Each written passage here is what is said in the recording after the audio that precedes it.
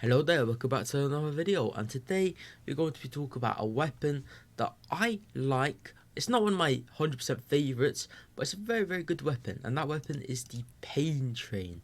So in this video we're going to be talking about the best perks for the pain train, the best loadout for it, and it's not going to be Tiara, I'm not going to be Cringe Lord, and yeah, just a full overview of this weapon. So yeah, let's get into it. So first things first, as you saw before, we're going to talk about the perks.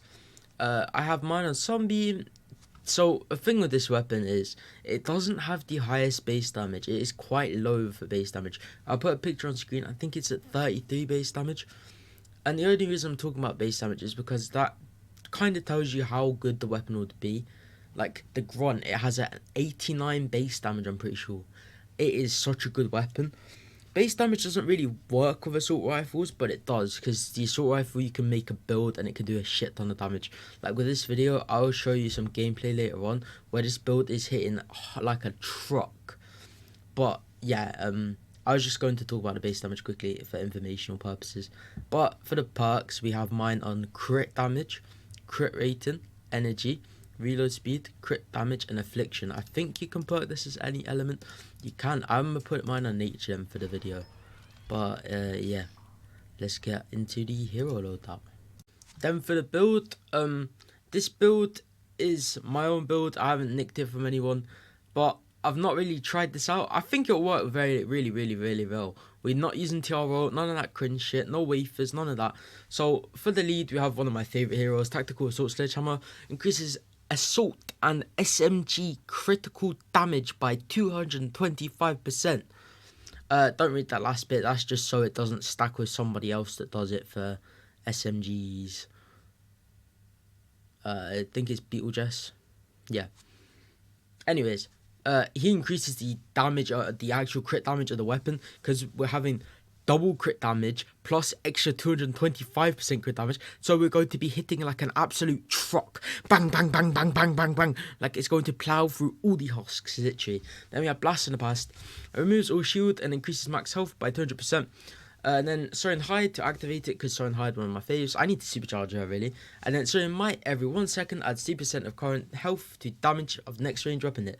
Very nice. In this build we have no healing, but instead of healing, I'm going to be using pads, like not pads, sorry, not healing pads, cozy campfires. Yeah, very nice. I'll show you my schematic in a second. Then we have assault damage, for another really one of my favorite heroes. In the lead, she increases assault damage by 50%. I have one full forward, and increases assault damage and SMG damage by 70%. That last bit show it doesn't stack with somebody else that does it for SMGs. Then we have assault ammo recovery. So he's like, when I showed my Fantasy Helper video a few weeks ago, like a week ago, when I showed that video, there was 8-bit demo. He recycled the ammo pretty much, meaning that you didn't use it. You didn't use that ammunition. It's pretty much him, but for ARs and SMGs. Then for the last one, we have Battle Beat. I have been using Locked and Reloaded. Have been using Locked and Reloaded in this slot, but 15% for 5 seconds versus 50% phasing down for 10, like another, I don't even know, I can't remember. After reloading, increases weapon damage by 15% for 5 seconds, compared to eliminating 10 enemies in 9 seconds, grants Rocking Riff, increasing damage by 50%, melee attack speed by 32%, decaying over 8 seconds. Which is better, because Totally Rocking Out is going to be, Rocking Riff is going to be active for quite a long time. And that'll probably just do more damage than Locked and Reloaded. You could use whatever here though. You could use healing if you need the survivalist. We don't use coconuts. Coconuts are cringe. Then we have Supply Drop and Slow Field, because they're overpowered. I'm in the process of making a best gadgets video, because Beast did not do a good gadgets video. It did not work. I'm in the process of making that, because yeah, gadgets are overpowered. And then for the schematic I'm using for my cozy campfire, healing amount, reload speed, healing amount, reload speed, healing amount, durability 142. I've not got that to 144 yet, but yeah, let's get into the gameplay. So we got into the mission. I found this encampment straight away, and my first thoughts when the encampment got big, like when all the hosts spawned, was this isn't a good loadout. But before you click off the video, just hear me out. I did not really know. I haven't played with the paint train in a while, and I had to adapt to the situation, if that makes sense. So later on in the gameplay, I actually found out how to use this loadout, and I'll talk about how to use it in a second. But as you can see, I'm hitting, and I understand why the name's called pain train, because I'm literally hitting like a train. I'm doing like 150,000 damage on crits, and this was a smoke screen mission, by the way, and healing death burst. It wasn't the best mission to show it in. It was a 144 player, but the 160s were kind of crap today, so I just rather show it in this mission. And it was still putting up a really good show. I'm gonna let the gameplay play, but like, it was just hitting like a train, especially with my rocking riff activated. I'm gonna show some gameplay later with the rocking riff. I was just like taking down the smashes insanely fast. It was just hitting like a train, literally hitting like a train. Like, what? Ah! Very nice. And then we beat the encampment, and yeah, now for the next bit. So this is the bit of gameplay where I really start to understand how to actually use the pain chain.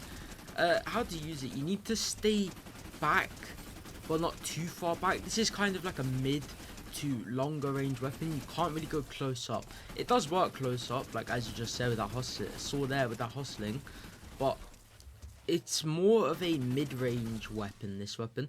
And all the time during this mission, I had to stay crouched. Otherwise, I would have not been able to hit any of the shots. Because the spread is so big, crouching really helps it. I'll show some more gameplay. So here I find another little horde of husks.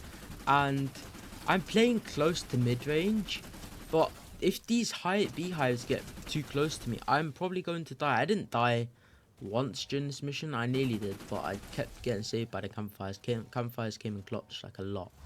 But yeah, we took that. It's hitting like a truck. Like, I love this gun, but I just don't know. I don't know. I did figure out how to do it though later on. Then we got to do a quick dance break. I'm gonna speed this up so the copyright music doesn't play, but yeah.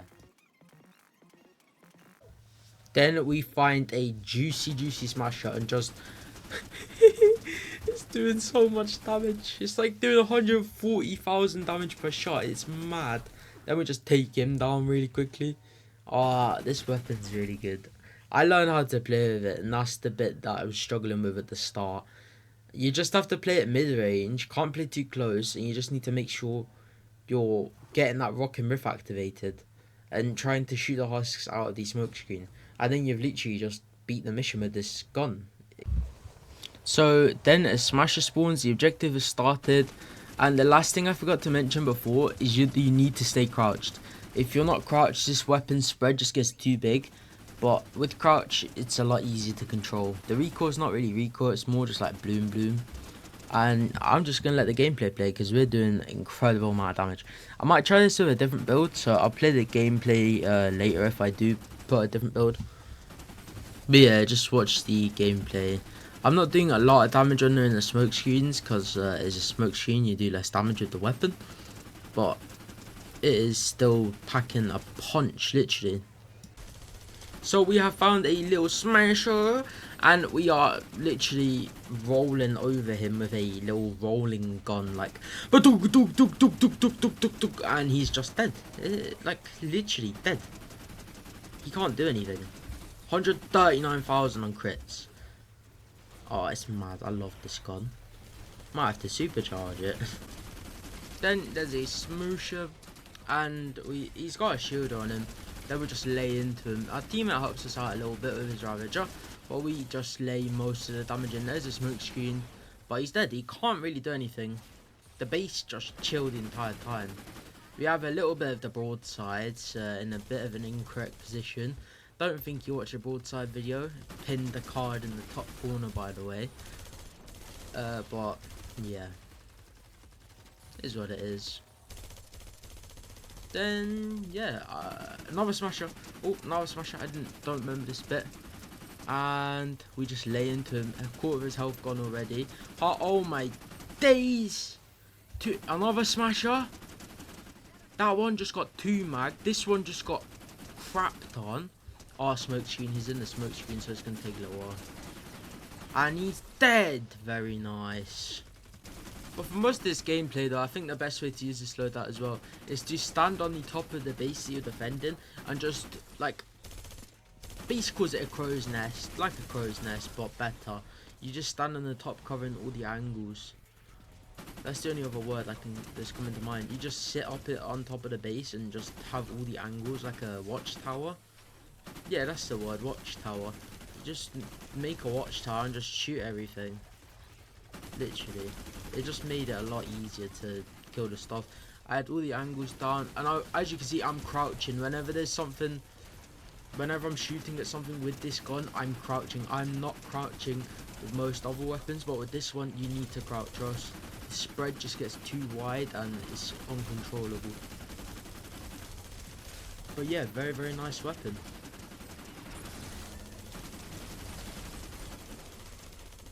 So then we do spot the little mini boss on wave 11. He is a chart vulnerable mini boss, so that's why he took so much damage. I was like, why is he nearly dead? So we placed a wall dart there. That wouldn't work, so I didn't place it there. I think it was building blocker, yeah. So I couldn't place some of the walls, but I ended up placing another wall dart and he died. Very nice. Then we got another smasher. This was a very, very heavy smasher mission. And even though through the smoke screen we got him half health, teammate helped a little bit, very nice, and he's dead. Then we spot these two blasters, and he just dies. He give up, I think. As you can see, Rocking Riff is active. I think this is the last kill before the end. Yeah. Then he died as well, so GG. GG's, very nice mission. Very, very good. And I also did hit like a train. My damage number was 5,538. Yeah, very nice. GG's. So, for this last bit, I just wanted to talk about the overview of this weapon before I do the outro. My opinions on this weapon, I'm going to give this weapon a 7.8. The only reason I'm giving it such a low rating, I didn't end up doing another build. I found that gameplay very, very nice. Sorry about Alexa, she's very, very annoying. But yeah, we were hitting like a truck. We had to stay crouched. That was one of the only things, the spread and the damage. We were still hitting like a train, but when the rocking whiff wasn't acted, it just wasn't doing as much damage. But this gun is very, very good. I do recommend it in another video I'm making, and that is how to beat a repeller shelter for the newbie players, the ones that just started playing the game. But this weapon is really, really good. If you have the gold, get it from the shop. I've already bought it from the shop this season. It is a very, very good weapon. Hits like a truck. The fact that you can have double crit damage with crit rating and the reload speed perk, very, very nice. The reload speed's nice. The damage is very, very nice. It's good damage. It's not amazing damage like with other builds I've tried, like Paper Shredder, Sensitive Helper. They'll be linked down below as well. But this is a very, very good weapon. I do recommend picking it up if you have the gold. I don't really have much more to say about it. It's a really good weapon. Hits like a train. Just make sure you're crouched and you're playing mid range. Try to get rocking riff active as much as you can.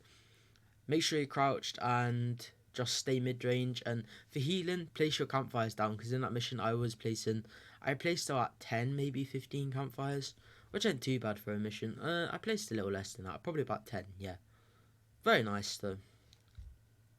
So guys, that was it for the Pain Train overview. If you have any questions or any suggestions down below, any video ideas or anything, just comment them down below. Make sure to hit that dingy bell. If you find this video useful, make sure to like and subscribe. Tell me in the comments if it's a good video or not. Yeah, see you guys in the next one. Goodbye.